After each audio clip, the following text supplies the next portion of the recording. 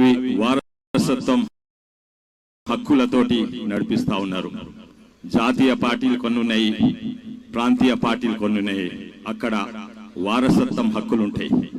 కానీ ఎప్పుడు కూడా మనం ఒక డైనాసిటీ రూల్ సిస్టమ్ కానీ భారతదేశంలో స్వాతంత్రం నుంచి ఇప్పటి వరకు ఏ రాష్ట్రంలో కూడా ఒక కుటుంబ పాలన చూడలేదు. అది ప్రపంచంలో కూడా ఎక్కడ చూడలేదు, శ్రీలంకలో తప్ప. అంటే ఒకటేసారి 5-6 మంది ఒకటే కుటుంబం నుంచి ఒక రాష్ట్రాన్ని పాలిస్తున్నారు. ఇది రాష్ట్రం మాది, ఇంకెవరు రావద్దు, ఇది దీని మీద మా హక్కే ఉండని అది వాళ్లకు నెత్తిలకెక్కిపోయింది. కానీ ఈరోజు మనం ఫోన్ ట్యాపింగ్ గురించి వింటున్నాము. అది నిన్న మొన్న కాదు, అది 2017 కంటే ముందు నుంచే జరుగుతున్నది.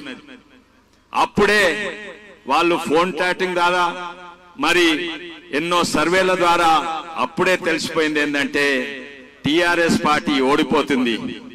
అందుకే ఎంతో మందిని హింసించిండ్రు, ఎంతో మందిని బైండ్ ఓవర్లు చేసిండ్రు, ఫోన్ ట్యాపింగ్లు చేసి అది కూడా ఎట్టి పరిస్థితులు ఓడిపోతామని మొట్టమొదటి తెలంగాణ ప్రభుత్వము 5 ఏళ్లు కూడా పాలించలేకపోయినరు. అది ముందస్తు ఎలక్షన్స్ పెట్టుకున్నారు ఆ భయానికి. అప్పటి నుంచి ఇప్పటి వరకు ఫోన్ ట్యాపింగ్ల ద్వారానే, లేకుంటే పోలీసును ఒక యంత్రంగా లేకుంటే ఒక ఆయుధంగా అస్త్రం తీరుగా వాడుకోనే గెలిచిన పార్టీ అది టిఆర్ఎస్ పార్టీ, ఇప్పుడు బిఆర్ఎస్ పార్టీ. ఆ పార్టీని నేను ఎలక్షన్ కమిషన్ కు తప్పక రాస్తాను. ఆ పార్టీని డిజాల్వ్ చేయాలి. అది పొలిటికల్ పార్టీగా ఉండొద్దు, అది డిజాల్వ్ చేయాలి. ఇటువంటి పార్టీలు ఓ కుటుంబ పాలన దేశానికి, రాష్ట్రానికి, సమాజానికే నష్టము. ఎన్నో ఉదాహరణలు ఉన్నాయి. మన ముఖ్యమంత్రి గారినే హింసించిండ్రు, ముఖ్యమంత్రి గారిని ఫోన్ ట్యాప్ చేసిండ్రు. ఇప్పుడున్న ముఖ్యమంత్రి గారిని ఆయన సొంత బిడ్డే ఎంగేజ్మెంట్ కు పోనీయలేదు. ఆయన ఎలక్షన్స్ అప్పుడు కొడంగల్లా ఆయన ఫోన్లు ట్యాప్ చేసి ఆయన ఇంటిని రేట్ చేసిండ్రు. నేను అనుకుంటున్నా ఏంటంటే వారు చర్యలు తీసుకుంటారు. సిబిఐ ఎంక్వైరీ కూడా అవసరం లేరు వారు అనుకుంటే. కానీ ఎందుకు తీసుకుంటలేరు?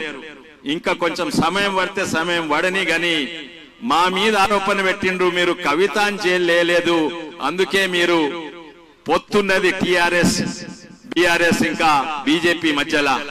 ఇప్పుడు ప్రజలు అనుకోరా మీకు కూడా పొత్తుంది, అందుకే అసలుకు మెయిన్ నిందితుడు ఎవరు?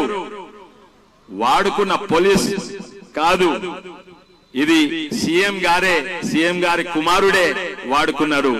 వాళ్ళే A1 చేయాలని నేను అనుకుంటున్నాను. ఇవి మీకు ఇంకా సమయం ఉన్నది, వీరి మీద చర్యలు తీసుకోవాలి. ఇంకోటి ఏంటంటే దీన్ని ఎన్నో కేసులున్నాయి.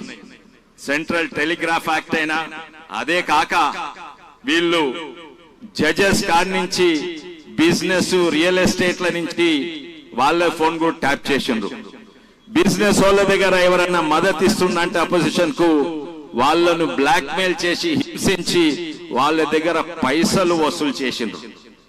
ఇది ఆ యాక్టే కాదక ఇది ఒక ఆర్గనైజ్డ్ క్రైమ్ కిందికి పోవాలి. దీంట్లో బెయిల్ దొరకదు.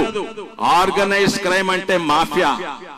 ఈ కుటుంబానికి సంబంధించిన వాళ్ళ చుట్టాలనే వాళ్ళు రిటైర్ అయిపోయినాక మళ్ళీ పెట్టి 6 మందిని తీసుకొని 5 ఇంటెలిజెన్స్ లా ఒక డీసీపీ టాస్క్ ఫోర్స్ బయట ఉంది. వీళ్ళకి సంబంధం ఏముంది?